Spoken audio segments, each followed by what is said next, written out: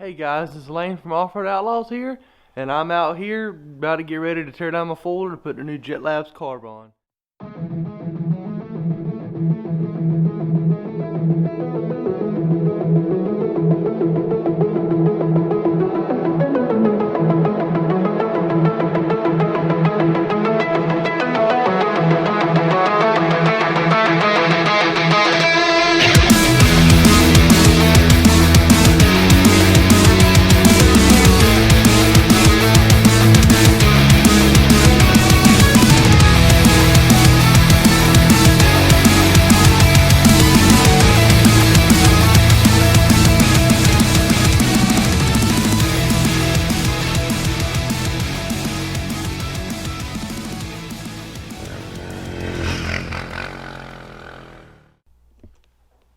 What's up, everybody? Got a little something different for you today. If you've watched our videos over the past year or so, you've noticed that Laine's wife Z does quite a bit of popping when we ride. We know what this is. In fact, we've bought several carburetors over the past year trying to solve the problem, but the ones you get off eBay are just absolute junk. Don't waste your money on them. If you're thinking, I'm just going to save a little money and try to get a cheap one to get me by, do not waste your money, because they are junk. They won't run. But what the problem tends to be is as the slide moves up and down over the years, and obviously you're going to come into contact with mud, dirt, sand, whatever. Whatever makes it by your air filter ends up getting sucked into the engine, and as the slide goes up and down, it wears out grooves into the slide as well as the body of the carburetor. And that allows the unmetered air to enter into the carb, so it's nearly impossible to jet for. And that's what causes a lot of the popping and stuff that's been happening. So let me show you what we've got here. So first of all, let me show you this. I just gave you a sneak peek of what we're putting on. These are two eBay carbs right here. We bought one, and it actually would run the quad, and it ran dang good with the exception of one thing, and it's the oddest thing you could possibly imagine. You could ride this quad in a straight line with no problems, and you were fine as long as you were turning left. The moment you turn right, it would die like it just run out of gas, and what caused that I cannot figure out. I've talked to a couple of other guys, and they were mystified by it too. So we actually was going to return this one, and got in contact with the seller, and they're like, just keep it, we'll send you another one.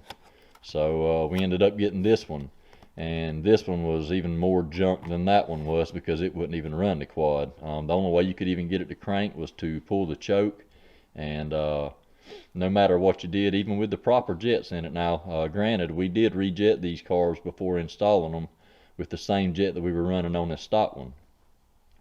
So the jetting wasn't the issue. The jetting should have been fine.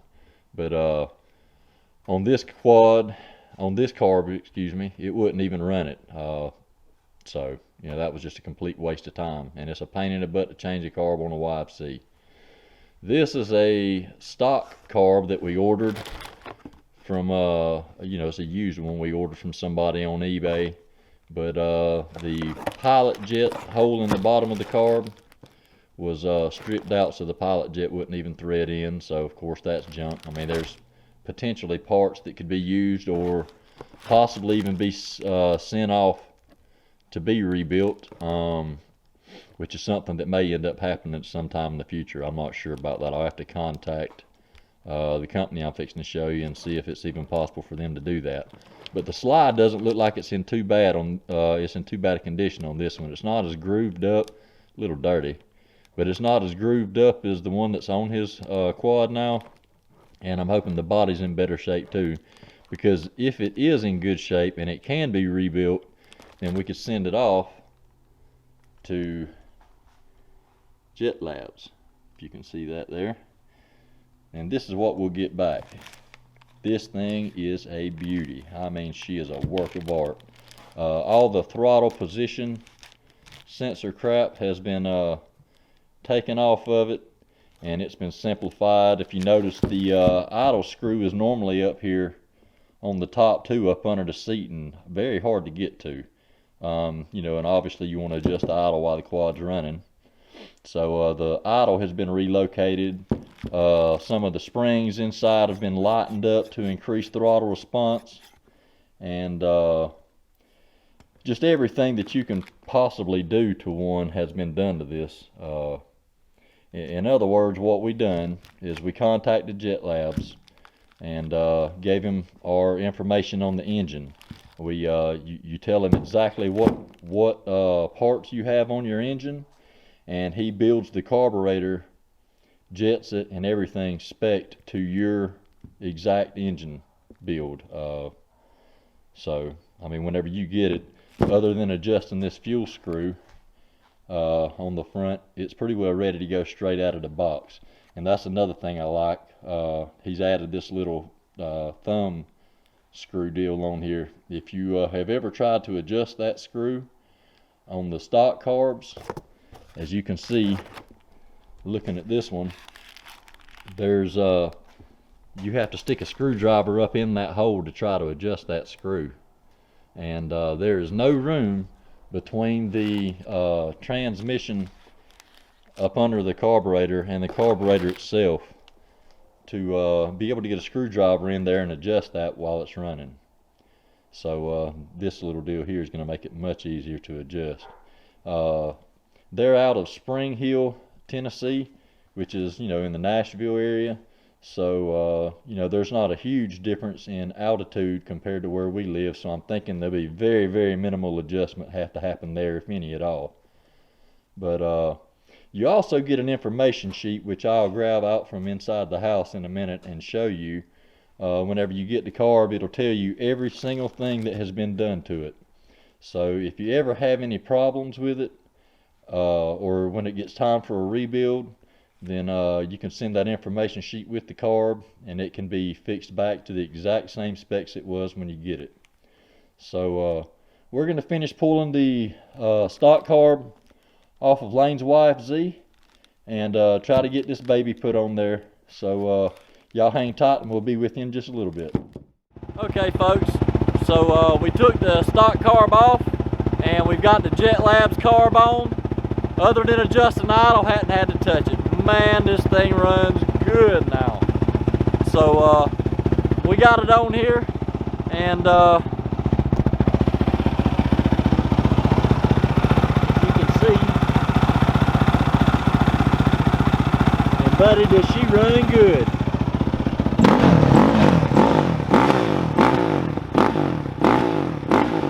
That's what we've been waiting for this whole time, folks. Dang, that thing runs good. So Laine's fit to push it out and give it a little ride around the yard, so y'all hang tight.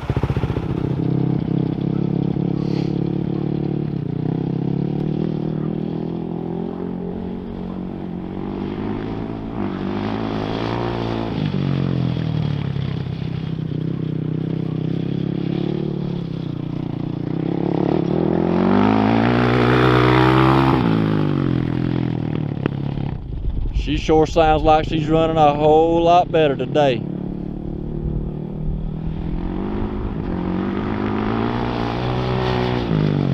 No more popping and busting out.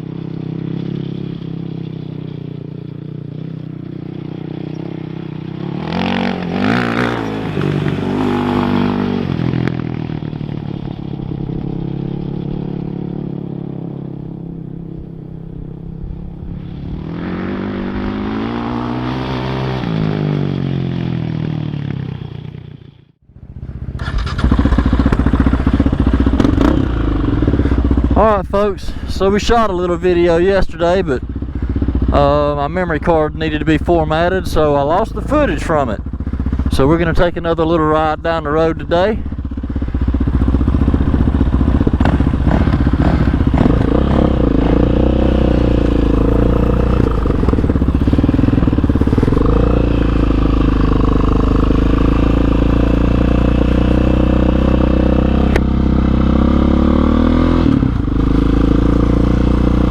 Pretty nice day, a little chilly, but the sun's shining.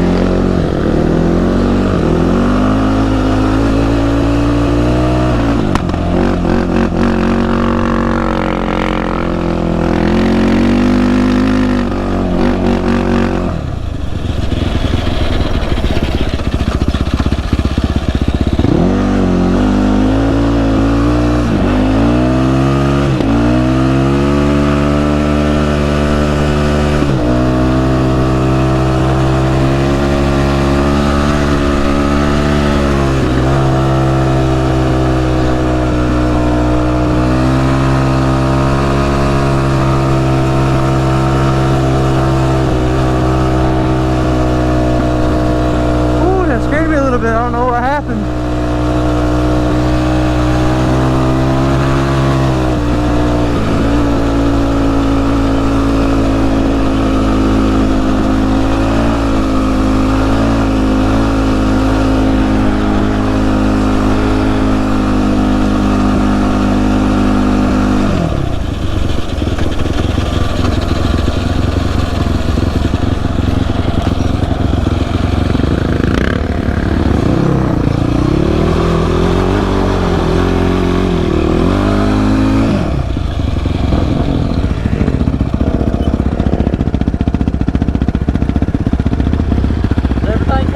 Yeah, it lost power. It lost power for a second, didn't shut off or anything. Went to go give a gas full throttle, barely doing anything.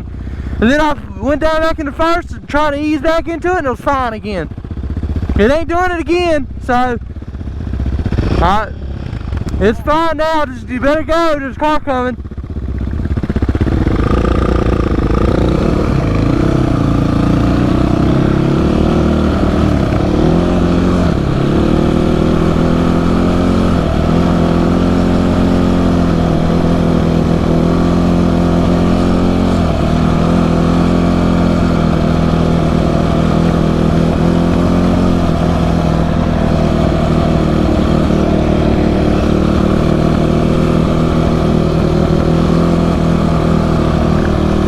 What a genius.